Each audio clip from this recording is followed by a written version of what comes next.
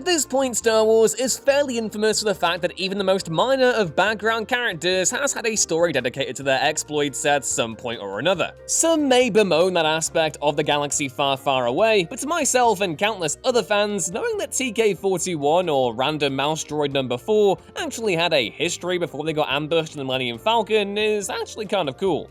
I'm Ewan, you're watching What Culture Star Wars, and here are 10 background Star Wars characters more important than you think. Number 10. Willrow Hood.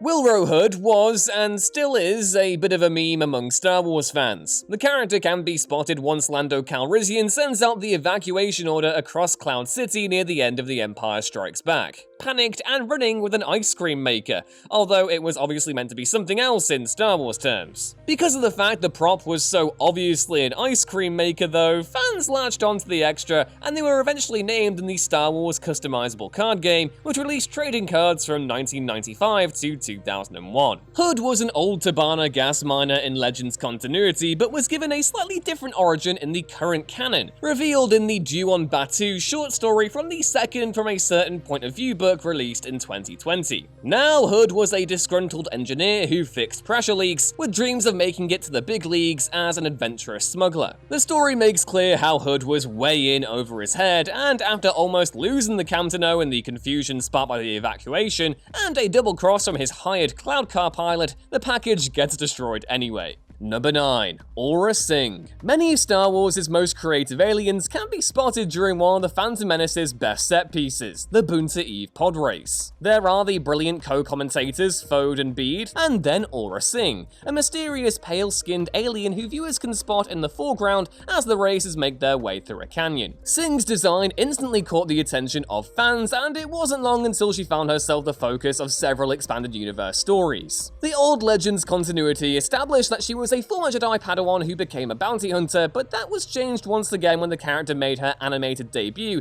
in the 2008 Clone Wars series. This time around, she was just a feared bounty hunter, but she was also instrumental in training Boba Fett after the death of his father Jango, and even assisted Boba in trying to assassinate Mace Windu in revenge. She dies by the time of the events of Solo: A Star Wars Story, but it's still unclear just how exactly she met her end. Number 8. Most of the Jedi Council. The Jedi Council of the prequels, bar Yoda and Mace Windu, essentially serve as window dressing. They're all immaculately brought to life with some great makeup and costume design, but apart from typifying the cold and somewhat distant nature of the Jedi Order before dying in Episode 3, they weren't really used for much. Enter the Clone Wars. The 2003 animated series from Genndy Tartakovsky offered a stylistic interpretation of the pivotal conflict that primarily took place between Episodes 2 and 3, and fleshed out two Jedi in particular, Kit Fisto and Shaak Ti. The former was portrayed more so as an aquatic, fun-loving Jedi, spinning off from the cheeky grin we see of his in Attack of the Clones, while the latter was cast as a noble and valiant Knight of the Order who gave everything to try and protect the Chancellor during the invasion of Coruscant. The 2008 series had a little more room to play with though, and applied the same mantra to countless other Jedi. But by far the most to benefit from the 2008 series was Plo Koon, who finally got a chance to strut his stuff as a compassionate and skilled leader who cared deeply for his clone troopers as well as his fellow knights. Number 7. Lobot. A lot of side characters from The Empire Strikes Back went on to become cult figures amongst the Star Wars fandom. Arguably among the cooler background characters from Episode 5 though wasn't a bounty hunter at all, but instead the silent right-hand man who answered to Lando Calrissian on Cloud City, Lobot. Played by John Hollis in the original film, Lobot's silent demeanor and cyborg headband prosthetic immediately distinguished him as an intriguing-looking character. Lo's history with Lando was later explored in various Legends material, which eventually revealed that his cyborg enhancements were part of a sentence handed down to him by Cloud City's judiciary in response to a crime he had committed when he first arrived on Bespin. The new canon plays things very differently though. We now know he got his headband courtesy of the Empire, who recruited Lo to run battlefield calculations. He eventually escaped the Empire and befriended Lando Calrissian, who convinced Lo to take on a risky operation to steal a luxury vessel. Little did they know that the starship in question belonged to the Emperor himself, and things go from bad to worse pretty much immediately afterwards. In order to escape with their lives intact, Lo allows the cybernetic headband to overwhelm his mind, thus transforming him into the machine-like figure audiences first saw in Empire, something Lando feels incredible guilt over. Number 6. R5-D4. You know what? I have a lot of time for R5-D4. Dude's just a little red astromech trying their hardest after being scooped up by some screaming aliens with big glowing eyes, and then, just when he has the chance to escape, his motivator fries. You have got to feel just a little bit sorry for him. But consider this. What if R5's motivator didn't conk out? R2-D2 would have been left in the Sandcrawler, and the Rebel Alliance would have been doomed. It's a remarkable turn of luck that his parts were as knackered as they were, when you really think about it. But aha, this wasn't luck at all. In actual fact, R5 is one of the biggest unsung heroes in Rebel history. As was revealed in the first From a Certain Point of View collection in 2017, in The Red One by Ray Carson, R5 was actually an agent of the Rebel Alliance before he was captured by the Jawas and had his memory wiped. The poor little astromech was desperate to be sold, and when the big day finally arrived, the droid was legitimately excited. However, before he could make it to the Lars homestead, R2 spoke to R5 and told him about his secret mission. R5 then nobly malfunctioned his own motivator on purpose, ensuring his friend escaped from the Jawas and would be able to pass on Princess Leia's message to Obi-Wan Kenobi. Number 5. Wolfgalaran.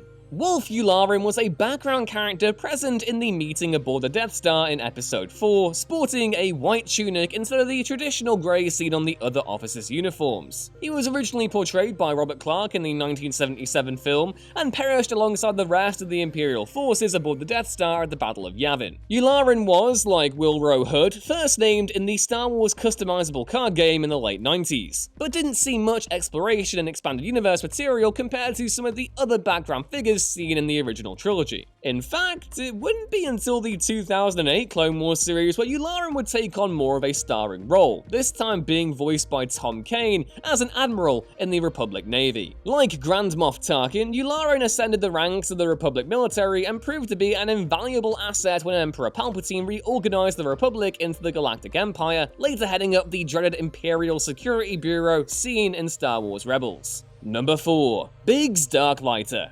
You have got to feel for Biggs Darklighter. Originally destined for a more prominent role in the first Star Wars, Garrick Hagan's part as the Tatooine-born rebel pilot was drastically cut short and ended up only featuring in the third act during the Battle of Yavin, where he died attempting to help Luke navigate the Death Star Trench. Even so, Biggs garnered a cult following and found himself the subject of multiple EU stories in the years following, each attempting to further explore the mustached figure who was once Luke Skywalker's closest friend. The first volume of the main Star Wars comic, written by Jason Aaron, devotes some time to Biggs and Luke's childhood during the Journals of Ben Kenobi arc, showing that Darklighter was the son of a wealthy family determined to become a fighter pilot in the Imperial Navy. Biggs eventually made it to the Imperial Academy, but defected to the Rebel Alliance after one of his fellow cadets, Dak, initiated a mutiny. Number 3. Jocasta Nu.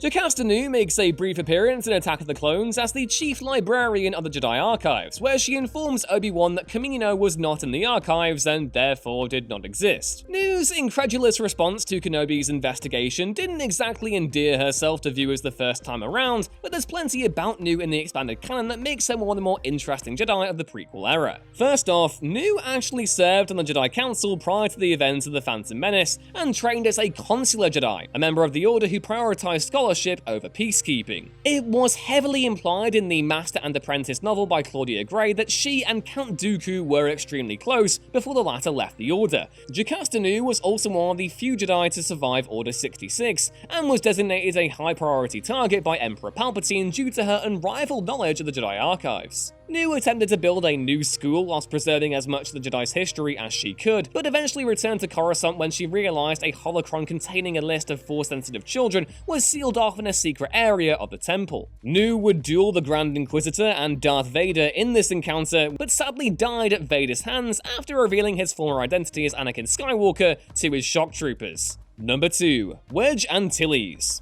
In the films, Wedge is the second most noticeable pilot in Rogue Squadron. He's present at the Battle of Yavin, the Battle of Hoth, and the Battle of Endor, where he fires one of the torpedoes that destroys the second Death Star, and only has a couple of lines to his name across the entire original trilogy. But perhaps because of his proximity to Luke Skywalker and then Lando, Wedge quickly found himself a key character in the old Legends mythos. He had a starring role in the original X-Wing books by Michael Stackpole, as well as the beloved Rogue Squadron video games released in the late 90s and early noughties, and has continued to play a pivotal role in the galaxy far, far away in the new canon as well. Only Luke could claim to be a more legendary X-Wing pilot. And number 1, Quinlan Voss.